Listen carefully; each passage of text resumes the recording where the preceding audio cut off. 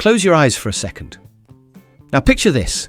It's 1980. The air smells faintly of hairspray and fish and chips. Sweet Dreams by Eurythmics is playing on the radio, and your dad's just come home with a VHS rental of Back to the Future. Even though it's not out yet because, well, it's still 1980. Britain in the 1980s was loud, proud, and chaotically charming. It was a time when kids played outside until the streetlights came on. The milkman still did his rounds, and everyone knew someone who taped songs off the radio, with the DJ's voice halfway through the chorus. But it wasn't all neon socks and top of the pops.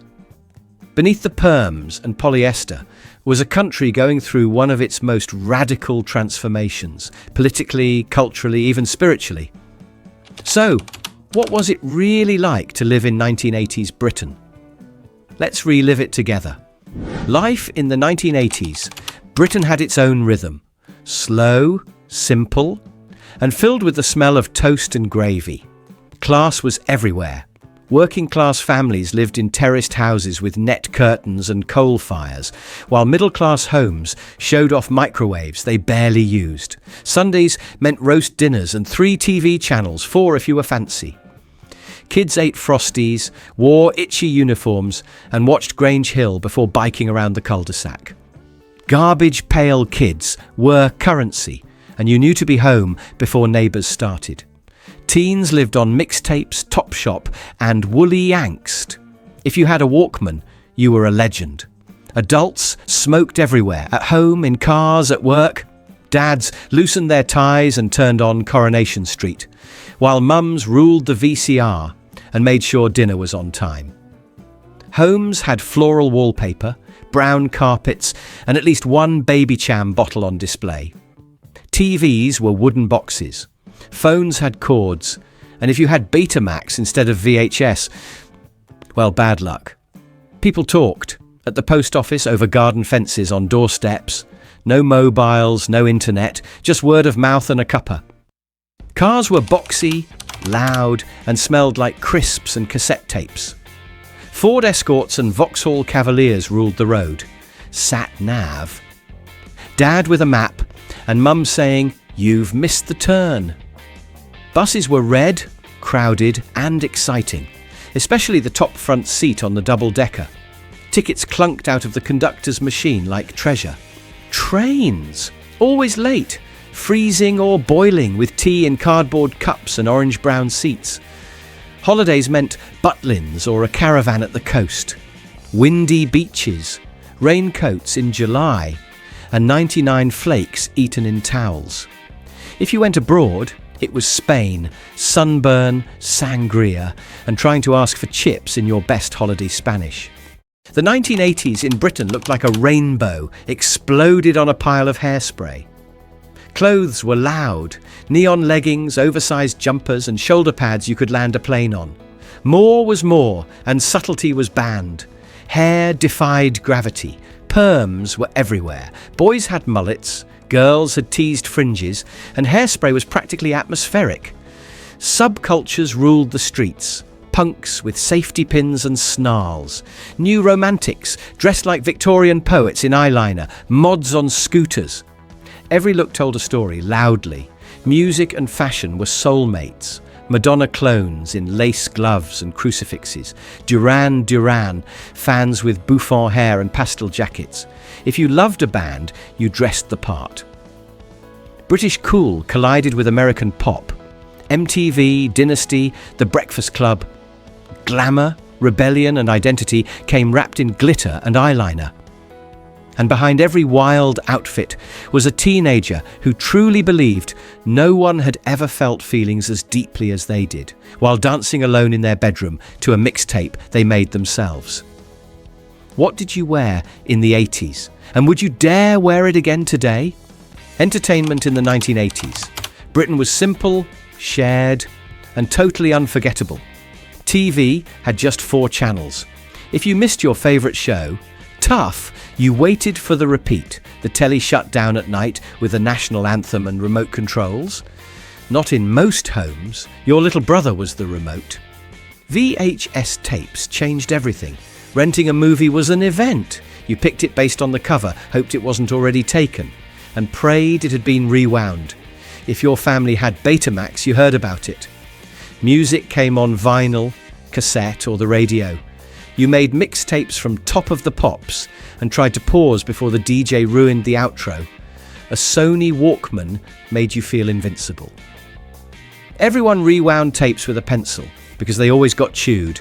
Video games arrived on cassette. ZX Spectrum, Commodore 64, pixelated magic after 10 minutes of loading noise. Crash? Start again. Arcades were electric temples of Pac-Man, Space Invaders, and sticky buttons.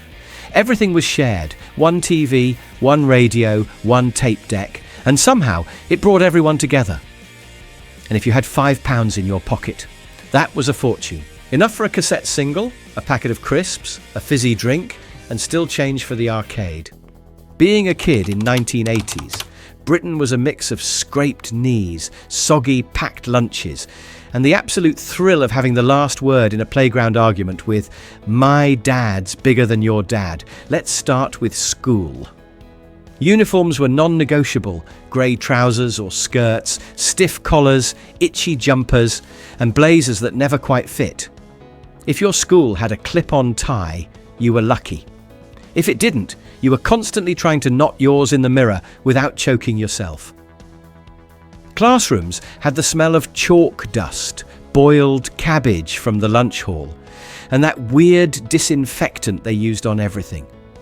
Desks were wooden, carved with the initials of past students, and the blackboard was the centre of command. No smart boards, no laptops, just chalk, squeaky pens, and overhead projectors that never worked properly. Punishments? Oh, they were real.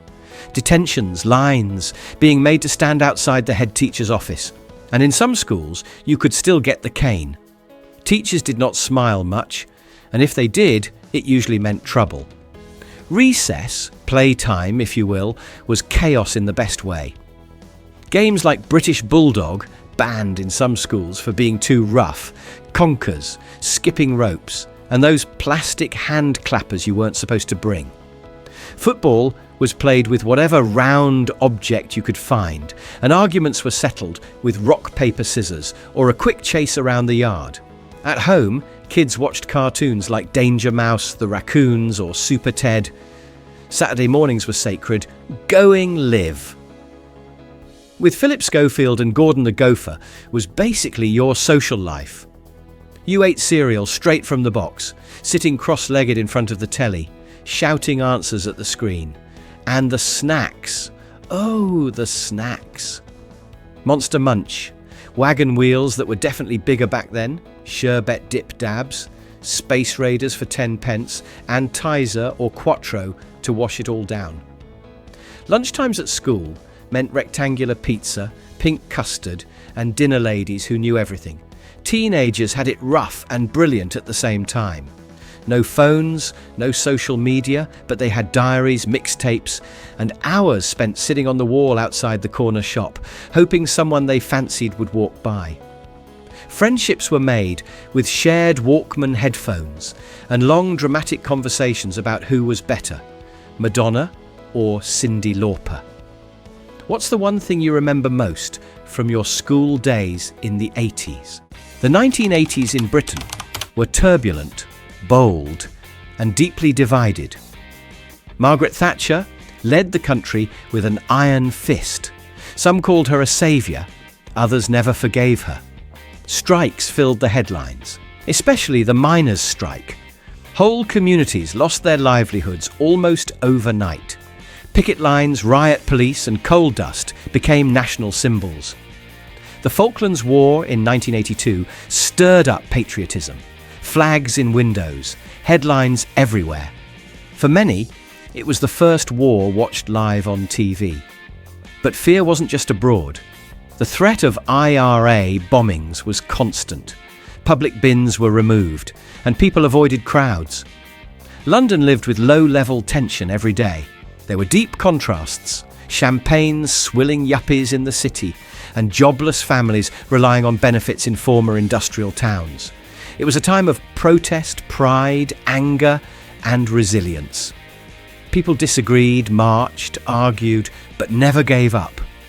Because even in the toughest times, the kettle was always on, and someone always had a biscuit to spare. The 1980s were packed with moments that stopped Britain in its tracks. In 1981, the whole country watched as Prince Charles married Lady Diana. Over 750 million people tuned in worldwide.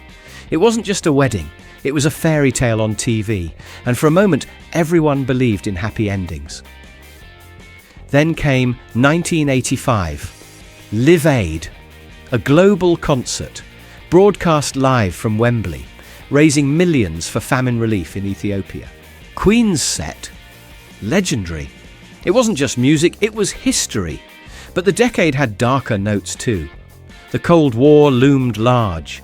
Kids watched nuclear warnings on threads and genuinely thought the world might end. The tension between East and West coloured everything, even the cartoons. And while the world watched Berlin divide, Britain wrestled with its own identity, striking a balance between tradition and rapid change. Shopping in the 1980s, Britain was a world away from Amazon and self-checkouts. You went to the high street, not a website. There was the butcher, the baker, the greengrocer, and maybe the Woolworths for everything else, from pick and mix to cassette singles. Supermarkets were growing, but most people still did a bit of shopping every day. You paid with cash, notes with Queen Elizabeth's portrait and coins that felt like treasure in your pocket. Debit cards existed, but barely anyone had one. Cheques were common, and you had to write your name and postcode on the back. Every single time. Prices. A loaf of bread was around 30 pence. A Mars bar, 15 pence. A £5 note in your hand felt like real money. And calling someone. That meant finding a red phone box, hoping it worked, and having the right change. Or using a phone card, which always bent just enough to jam the slot. The 1980s in Britain weren't perfect, but they were unforgettable. A decade of cassette tapes and corner shops, perms and protests, laughter and change. We lived slower, talked more, and found joy in the little things, whether it was a 99 flake on a windy beach or a favourite song taped off the radio. It was a time of contrasts, hardship and hope, chaos and charm. But above all, it was a time that shaped who we are. And maybe that's why we still look back. Not just with nostalgia, but with pride. Because if you remember the 80s, you'll know they never really left us. So tell me, what's your most vivid memory of life in 1980s Britain? Thanks for watching. And we'll see you in the next episode of British Time Capsule.